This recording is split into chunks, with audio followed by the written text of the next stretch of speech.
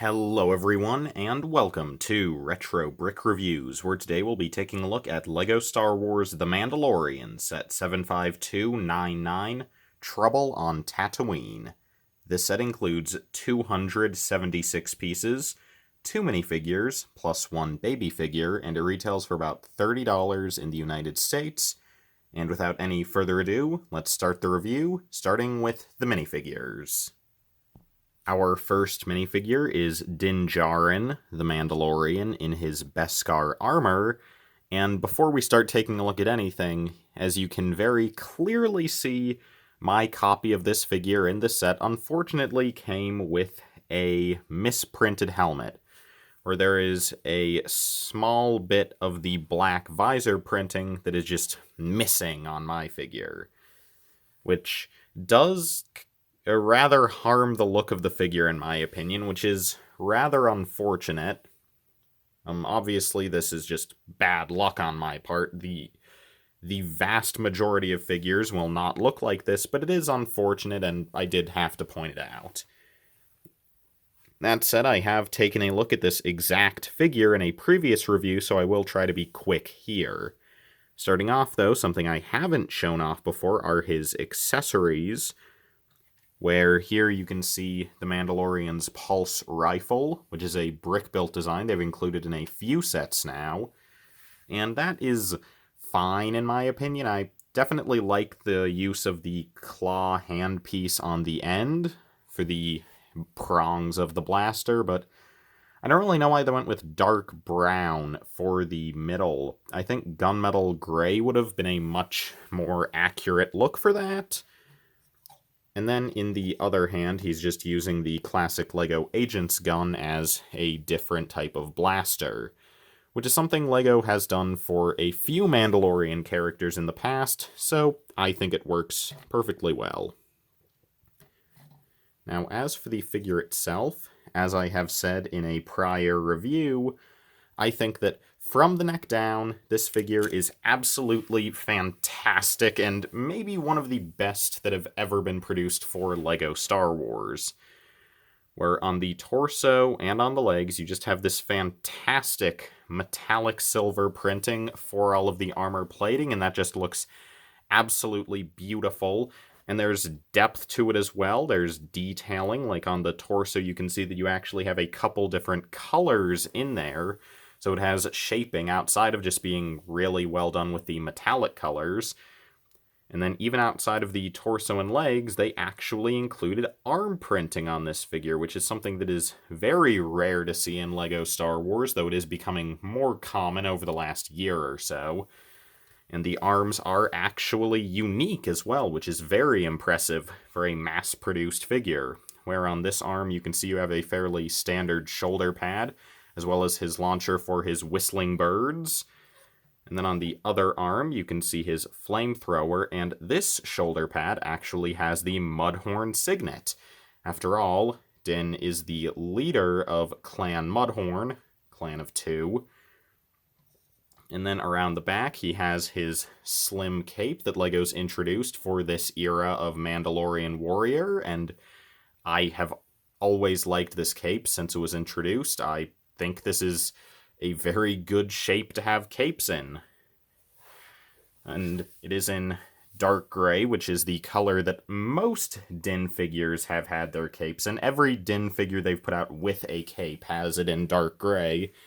So it's the most common color for this cut, but I still definitely do like getting it here. And underneath that, you can see that his back printing carries over the nice metallic design of the front, albeit with a bit less depth, but that's accurate because it is a fairly flat design back here. And you can also see that you do have some different canisters in his belt as well.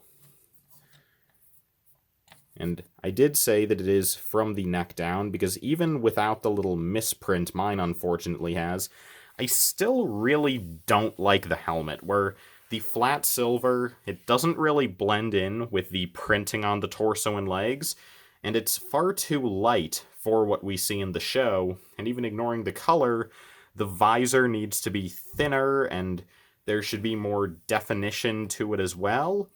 I think that the best course of action would have been to go with a gunmetal gray piece, but then print on metallic silver around the cheeks and visor, so that you have that to match up with the torso and legs, and it's just more accurate in terms of the overall color scheme.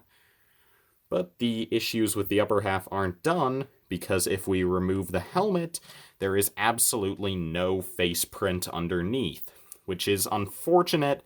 However, I will give this set's figure of Din a pass on that, because it is possible that when they were designing the set, they were not allowed to use a face print for Din. Because while the set did come out a year after the premiere of Season 1, in fact, Season 2 had just wrapped up, as a matter of fact, but I will excuse LEGO on that, and also just because, this would have been a really weird set to include a face print in for Din. So, yeah, I'm fine with it not being here. I am not fine with it being absent from all of these summer sets, though, because all of those are scenes that should have Din's face in them, and none of them do. But yeah, that is disappointing, but I don't really consider it a knock against this set. It gets a pass. The helmet doesn't, though. But overall, I think aside from the helmet, this figure is very well done overall, because the torso, the legs, and especially the arms are just peak LEGO Star Wars design, and it's absolutely incredible that we can get those sets of prints on such a common, widely produced character, because this Din figure comes in, I think, 5 sets now, as of when I'm making this video. So, yeah, very cool figure to get. This is one of the cheaper sets that he comes in, and this is the cheapest one that comes with his cape, actually. So, yeah. So, good job, LEGO, and now let's move on to the next figure. Here we have the Child, better known to some as Baby Yoda, and as we all know now, his actual name is Grogu. And this figure is also not exclusive. He comes in a few other sets. However, every other set the Child comes in is rather expensive. This is the next cheapest one is $80. So very good character to get here, and I think LEGO has executed him quite well. Where for starters, you can see that he is using the LEGO Baby base, and that is the standard LEGO Baby body. And you do have, of course, the dark tan with sand green hands, which is very cute. And the print on the front of the torso, I wish that would go closer to the edges, but I am fine with it just being a print. I know a lot of people would prefer if it was a specialized body mold to look like his robes. I kind of prefer that they stuck with just a more typical LEGO design here. And there is no printing around the back, but you can just get the shaping of this piece if you haven't seen it before. And also, in case you're curious regarding scale, this is him compared to Din. So quite a small little guy, pretty accurate in terms of that. His head is a brand new piece that is obviously somewhat modeled after the Clone Wars Yoda head, but much smaller and with bigger ears and no hair. The eyes are very cute in my opinion. Obviously they're very big, they're accurate, they have the little pupil shine in there. Yeah, he's cute. You have the molded in mouth, the wrinkles on the top of the head, and yeah, not very much to say about the Child. I really like this figure. I'm glad it's included in such a small set. Just, really adorable. Our last figure for the set is a Tuscan Raider, and this is a figure that is not unique. It was introduced in 2020, but I think it is a very good character to get. It makes sense for the episode and for the Mandalorian in general, and yeah. For starters, you can see his brick-built gaffy stick. I really like that these are brick-built, and I think that this is a fairly good representation of one.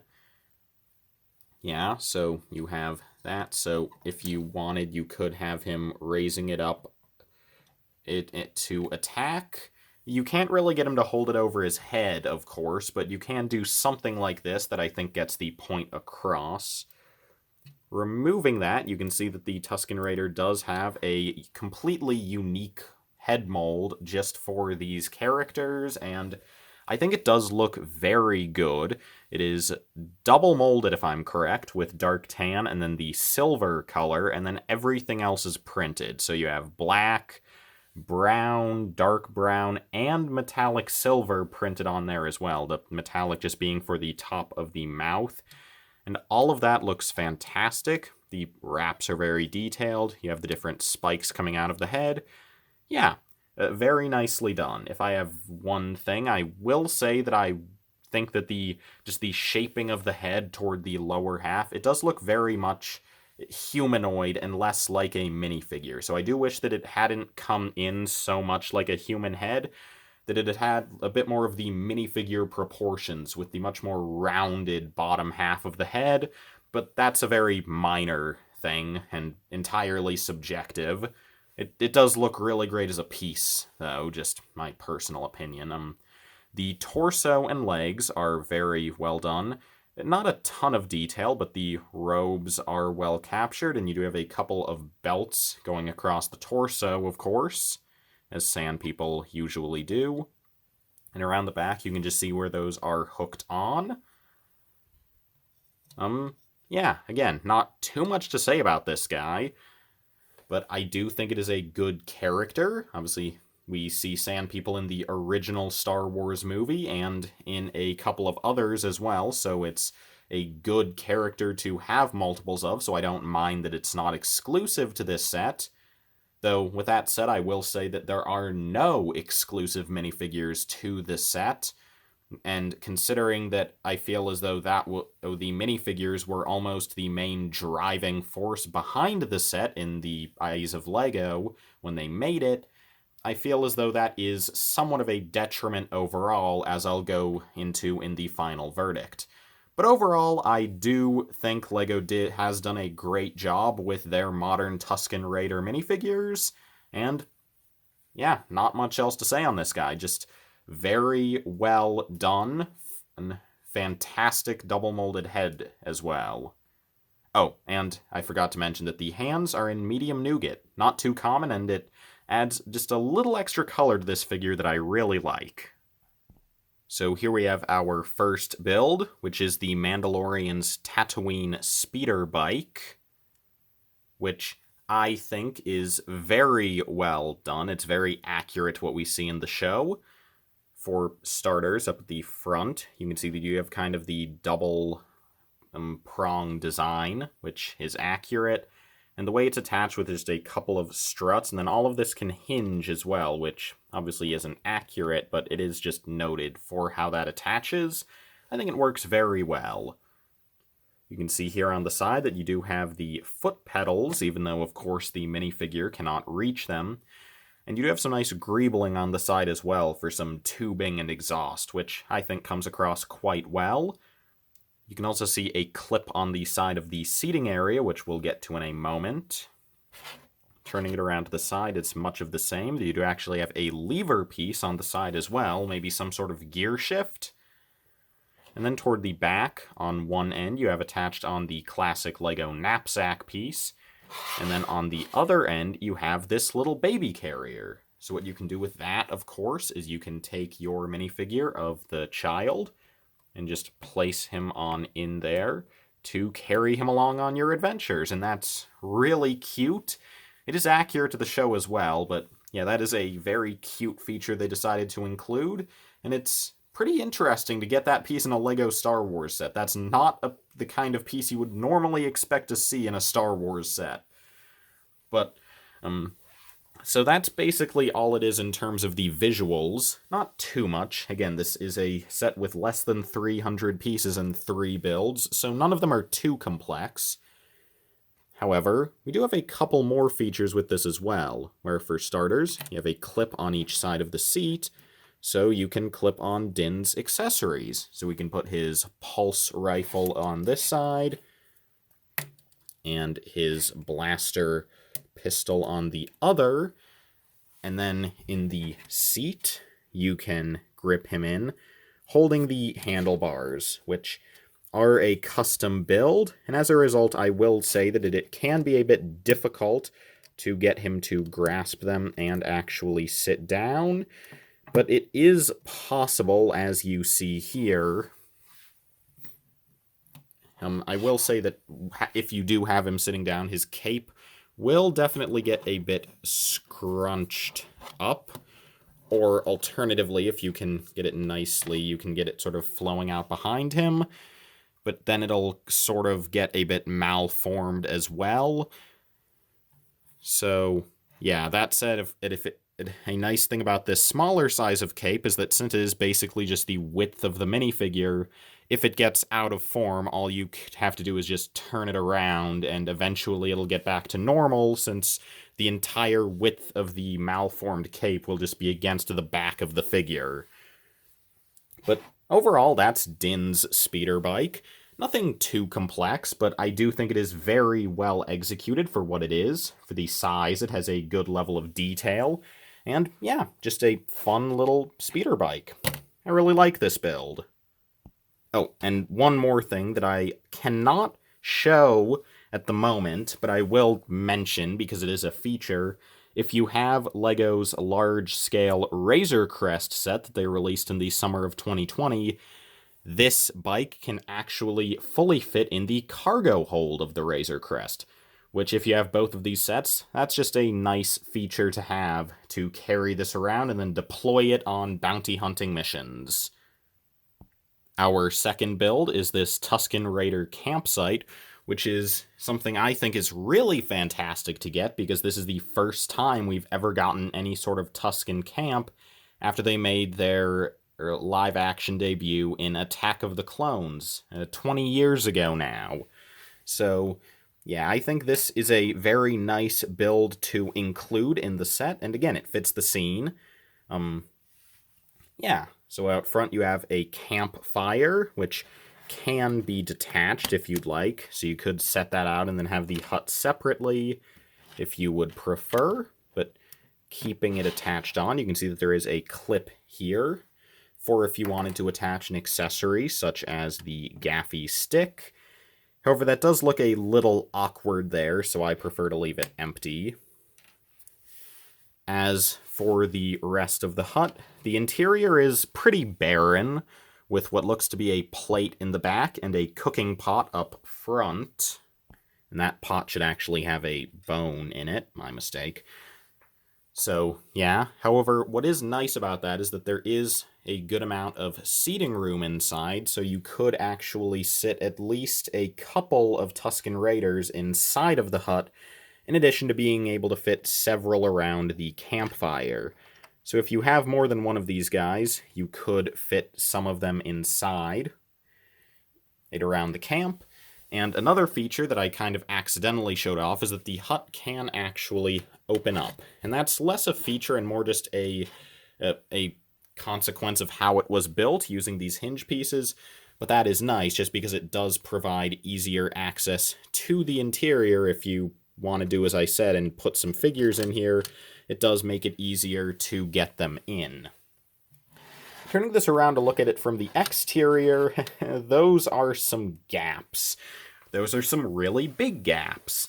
This is the big issue with this set, in my opinion, or at least this build of it, that I wish they would have had a higher budget to make something that felt more complete, and also a bit taller, because while I do have a figure in there, this is not a very tall build, and while you can see him sitting in here, there is actually not enough room to have a Tuscan Raider standing inside of the tent. So I wish it had been a bit bigger, a bit more complete. I'll go more into this at the end of the review, but I kind of wish they'd funneled some pieces away from the Ballista build to create a slightly more full campsite. But overall, it's not bad, it's just somewhat disappointing, especially for someone like me who has wanted a build like this for so long, and especially since LEGO Star Wars does playsets so rarely, it is unfortunate when they fall somewhat flat on the occasion they do get made. But those are my thoughts on this build, so now let's move on to the last build, the Tuscan Raider Ballista. So here we have this large ballista based on what we see in Chapter 9 of The Mandalorian. And for starters, up at the top, you can see what is the primary play feature of the set, where you have this silver spring-loaded shooter. To my knowledge, this is the only set to include that piece in silver, which is nice. And if you don't know how these work, you just push down on the tail at the end, and they fire off very quickly. So that is a fun play feature, and really the main play feature of this set, I suppose. And obviously, judging by that, the ballista itself is really non-functional. You just push down on that and it fires. All of the actual working details of this model are purely for show. Where at the front, you have this wheel. You also have the somewhat X shape of the main ballista, which is nice, because not only are those all angled in this perspective, but also they are all angled slightly forward. And you have these flexi tube pieces used as strings. And then at the back, you have the crank that you would turn to wind up the ballista. So you could use that for imaginative play, even though, again, it doesn't have any actual effect. And then at the end here, you do have this little nozzle piece, so you could pretend to have a Tuscan Raider using that to hold onto the ballista. And then at the bottom, you can see you have 3 legs on hinges, and then you have a clear brick in the middle, which both helps you get the legs set to the proper positions and prevents it from collapsing. So overall, this is a nice build. It is definitely accurate, and I do think it is, again, it's a good build. It's just that personally, I do wish that even though this is good, they would have made it a bit smaller, so we could have gotten a bit of a more complete and maybe a bit larger campsite. Again, that's personal preference, but I do think that overall the set would have felt more complete if there would have been one sort of dominant build, rather than just having 3 of roughly equal size and complexity. But that covers the entire set, so now let's move on to the box, instructions, extra parts, and then we will wrap up this review. Trouble on Tatooine uses LEGO's very thin and somewhat square-ish $30 box size, where this uses the 2019 to 2021 Star Wars style with the white greebling and the black logo, a design that I personally am not a fan of just because I don't feel as though it really evokes Star Wars in any way. Something I do really like, however, is how in the top right, you do have Din Djarin up in the corner, and that is something they did in this era, and thankfully seem to be doing with the new 2022 style, where depending on the era the set is based on, they include a different image up in the corner. For example, the Mandalorian sets have Din Djarin, the prequel and original trilogy sets have Darth Vader, and the Clone Wars sets had a 332nd Trooper. However, here you can notice that this Din Djarin helmet is stylized to look much more like the one we see in the show, and here you can maybe kind of see what I mean, where if you had a darker base color and then had the lighter metallic color printed around the T-visor, it would just look much better, in my opinion. As for the art on the box, you can see you have a fairly standard and honestly a bit low resolution Tatooine landscape, with Mando and Grogu on the bike, the ballista being shot by the Tuscan Raider, and then at the very background you do have the campsite rendered somewhat inconsequential.